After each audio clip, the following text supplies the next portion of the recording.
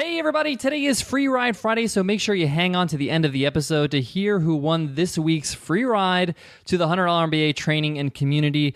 That's lifetime access to over 180 videos, interviews with experts, workbooks, a whole lot more. And all you got to do to enter our weekly random draw is leave us an iTunes rating and review. If you're on your iPhone, just click on the cover art. You'll click on a link that says give us a rating and review, and the rest is a piece of cake. If you're on your computer, just go to 100mba.net/show. We got instructions right there. We can't wait to give away today's free ride, so let's get into today's episode.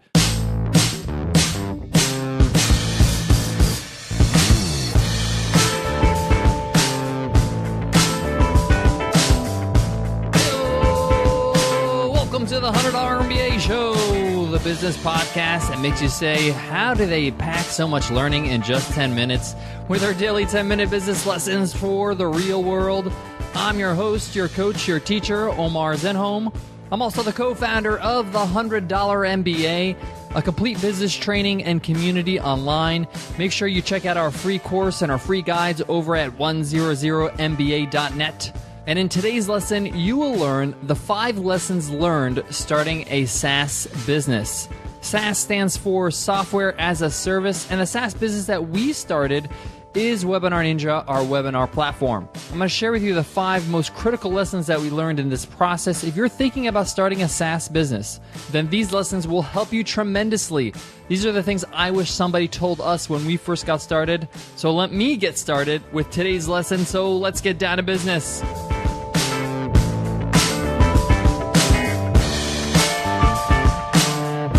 Today's episode of the $100 MBA Show is sponsored by thedrawshop.com. One of the best ways to convey your value and communicate what you're all about is through a whiteboard video. And the best in the game when it comes to whiteboard video is the Draw Shop. They've worked with the best of the best, from Ariana Huffington to Tim Ferriss to the United Nations to Tony Robbins. These guys are absolute pros. They'll help you script a great video, storyboard it, and produce an awesome whiteboard video. Start a risk-free powwow today at thedrawshop.com and speak to somebody about how you can create an amazing whiteboard video for your business. Again, that's thedrawshop.com. So to get started, I want to quickly explain what a SaaS business is. SaaS stands for Software as a Service, as I mentioned. And what this means is instead of offering an expensive software that customers will have to buy over and over again so they can receive the latest update, you sell a membership service at a lower price point. And a good example of this is Adobe. Adobe used to offer their Creative Suite as a software that you install on your computer. That suite included a whole bunch of apps like Photoshop and Premiere and a whole bunch of other stuff. But the point here is that you would have to buy Adobe's Creative Suite and install it on your computer to use it. And anytime you needed to upgrade to the next version, so for example, from Photoshop CS4 to CS5, you would have to purchase it all over again. Now, there might be a discounted price for return customers, but the point is that you have to buy the software again and reinstall it again. And Adobe's Creative Suite was well over $1,300. So it was a heavy, heavy purchase. Now Adobe has moved to a SaaS model. And instead of installing the software on your computer, you use their software in the cloud. The software is hosted on their actual server, and you run your apps or you run the software from their server. Their price point is much lower now. They have a lower monthly fee, so you can be a part of their SaaS product. And updates are automatic. You don't have to do anything, and you always get the latest version. So this lowers the barrier of entry. So if you didn't have $1,300 back in the day to buy Adobe's Creative Suite, then you probably didn't buy it. And now it's a lot less to get started with Adobe's Creative Suite or any of the apps inside. Now, you obviously don't have to be Adobe. You can have a SaaS product that's very, very simple, like a simple WordPress plugin. And your offer could be as low as $20 a year to use that plugin. Depending on how powerful, how robust, and how useful your app is, the higher the price is going to be. So the SaaS business that we have is Webinar Ninja. It's a platform that allows you to easily create high-converting webinars. And today I want to share with you the 5 biggest lessons we learned in creating this SaaS business. So let me get started with lesson number 1.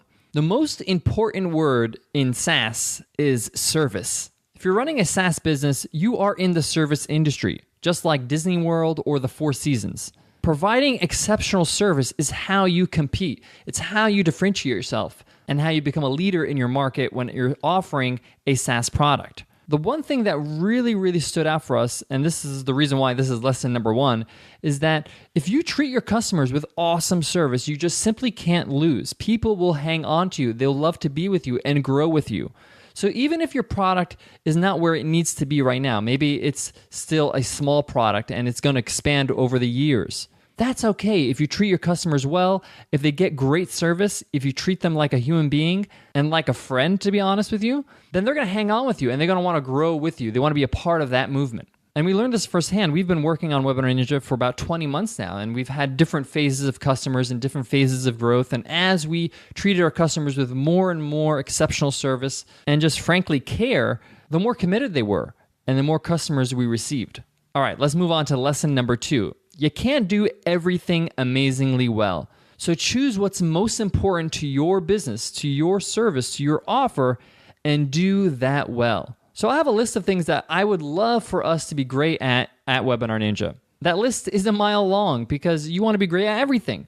But we had to choose the few things that we can focus on so we can be exceptional in those areas. In our case, we chose service, to make sure they have exceptional service. So we invested a lot in training our customer service reps and our customer service manager, as well as investing in making sure that creating webinars is easy and intuitive. That was the main focus. So when we spoke to our developing team, that was the focus. Any option that didn't help that focus, didn't help that goal, we had to cut it out. We may want to revisit it later, but right now, that's our focus, to make sure that Webinar Ninja has great service, it's easy to use, and it's intuitive. So lesson number 2, can't do everything well? So choose the few things you want to do exceptionally well at. Lesson number 3, there's so much power in communicating. I can't express how important it is to communicate with your users, with your members. Transparency will always win. Whatever is going on, whether it's updates, whether it's what's coming up next, whether it's some of the challenges you're having, that's okay. You can be transparent with your customers. They will appreciate your honesty. And that's why we make sure that we're constantly in touch with our users, letting them know what's going on, what's the latest that's going on with Webinar Ninja, what's coming out next week, what's coming out next month, and what are some of the updates and improvements we've made. We also communicate our vision, what we're trying to achieve with Webinar Ninja, because we want our members to be on board and be a part of that. Because your community of members, of users, those are the people that are going to drive your business to the next level. All right, let's move on to number 4, lesson number 4. Your first priority before moving on to any new features is to stabilize the ones you've created already. So your order of operations should be create, test, stabilize, then move on. Often we get overeager with all these requests from our customers that we try to build, and not stabilize before we continue to build. It's better for you to have a few things working perfectly than have a lot of things that are not working so great. So make sure you stabilize, you fix everything that needs to be fixed, you improve, you perfect, and then you move on. When I say perfect, I mean good enough, it's functional. You can always improve the UI later on, but the point here is that you got to stabilize that feature before you continue to build upon new features. Guys, if you're following along, that's 4 lessons. We have one more lesson, one more takeaway that we've learned when building a SaaS business. But before that, I got to give love to today's sponsor, The Draw Shop. When Nicole and I wanted to create a explainer whiteboard video for our webinars, we're using Webinar Ninja, we knew we had to go to the best. And that's why we chose The Draw Shop. I love their seamless approach and transparent pricing. I also love the fact that they walk you through the whole process, through your creative brief, through your scripting, through generating the right ideas and tone for your whiteboard video. I also knew that they worked with the best. I mean, if you want to join the ranks of people like Tim Ferriss, Tony Robbins, Arianna Huffington, and Harvard University, then you're going to want to check out The Draw Shop to create a great video that communicates exactly what you offer your audience in an effective and concise way. So head on over to thedrawshop.com and start a risk-free powwow. They'll help you illuminate your awesomeness and nail your idea for your whiteboard video. Again, that's thedrawshop.com. The 5th lesson I want to share with you that we learned from building a SaaS business is to think long-term. One of the best examples of this is Facebook. People don't realize that Facebook only started earning money through advertising in 2012. Facebook was founded in 2004. That's 8 years of just focusing on growth and not worrying too much about making billions of dollars. Mark Zuckerberg and the Facebook team had a long-term view. They focused on growth. They wanted to make sure that Facebook was a game changer. And Facebook probably wouldn't be where it is today if they worried about making as much money as possible as soon as possible. Now, I'm not saying you shouldn't charge for your software as a service, but the example here is showing you that you have to have a long-term view. Even if you're starting out small and you're trying to build your audience, build your user base, you want to incentivize people that are coming in early adopters. Treat them well and give them more than they're asking for. And as you grow, you can modify your offer. But the point here is that think long-term, build your base, and modify as you grow. Guys, it's time to announce this week's Free Ride Friday winner. Every week we give away a lifetime membership to the $100 MBA Training and Community. Let's see who won this week's free ride. And the winner is Henry B916. Henry says, who doesn't have 10 to 15 a day? 5 stars. We're all busy with life and business. I appreciate this podcast because each episode is only 10 to 15 minutes. Omar Zenhom provides valuable lessons to improve daily in all areas of your life. Thank you so much, Henry, for that awesome review, and welcome to the $100 MBA Training and Community. Your mission is to email us at 100mba.net so we can hook you up with the free ride. And as always, we are super grateful for all the amazing rating and reviews you guys send over every single day. We read every single one. We appreciate every single one. And we love all you guys who subscribe to the show. If you're on your iPhone, just tap on the cover art. You can click on the link that says give us a rating and review. The rest is a piece of cake. If you're on your computer or on any browser, just go to 100mba.net/show.